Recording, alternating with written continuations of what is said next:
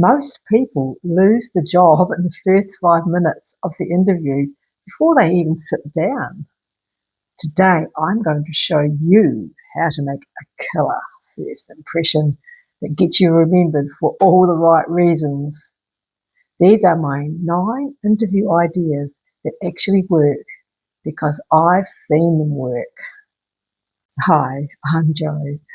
Welcome back to Rock Till We Drop.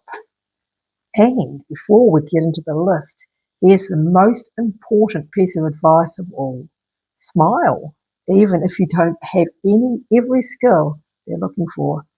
A genuine smile shows you're a happy, positive person who will fit in well with the team. And as I was told years ago, and I still repeat it today, an employer can upskill you, but they can't change a bad attitude. Be that applicant with a great attitude and the awesome smile. And remember this, it's a job to get a job. Don't be casual. Put your best foot forward every single time. Employers notice effort, and effort is part of your first impression. Tip 1. Dress like you already belong. Your clothes speak before you do. If you can, visit the workplace and see what people wear there. Is it corporate? Dress corporate. Is it outdoorsy or physical work? Tidy jeans and a nice shirt. You want them thinking, yes, this person fits here. Now, dressing well is important. It shows effort and respect. But I want to tell you a quick story that proves something even more important. Attitude can still win the day. Years ago, I applied for a receptionist job. I actually missed out on it the first time, but I told the employer I'd be open to any position that comes up in the future. 2 months later, they called me at short notice and asked if I could come in for an interview. The problem was I was in the middle of shifting houses and I'd just been working in a landscaping job that day. I'd been sowing grass seed in the rain. My hands were pink. I was wearing overalls and work boots. I told them and they said, come anyway. Wow. I walked into the interview and saw 6 managers sitting around a table ready to interview me. And there I was, with my overalls, pink hands. And you know what? I got the job. Why?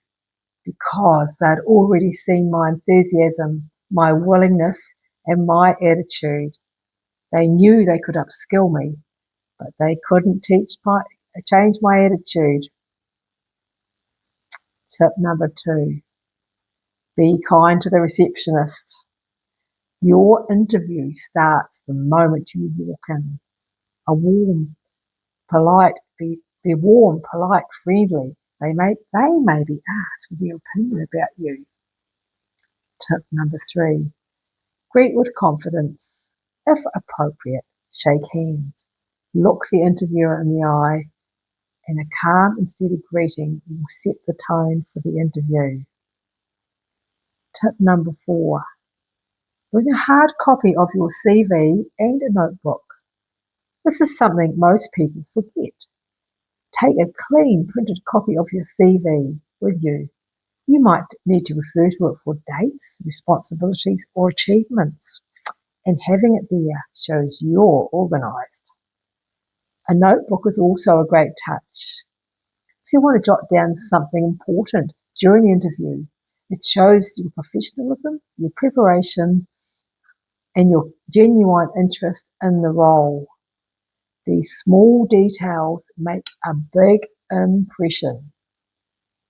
Tip number 5. Prepare for common questions. They will ask things like, where do you see yourself in 5 years? Tell me about yourself. Why do you want to work here? Here's a simple example answers to help you stay confident and on point. Where do you see yourself in 5 years? I could see myself growing in this line of work, maybe in a more senior role. I'm looking for stability in a place where I can develop my skills. Tell me about yourself. I've lived here all my life. After leaving school, I worked in a factory, and I discovered that I have a strong eye for detail. I can see myself fitting in well into this position because I enjoy structured work and doing things properly. Why do you want to work here? I really like your focus on customer service and your positive culture that I've seen on your website.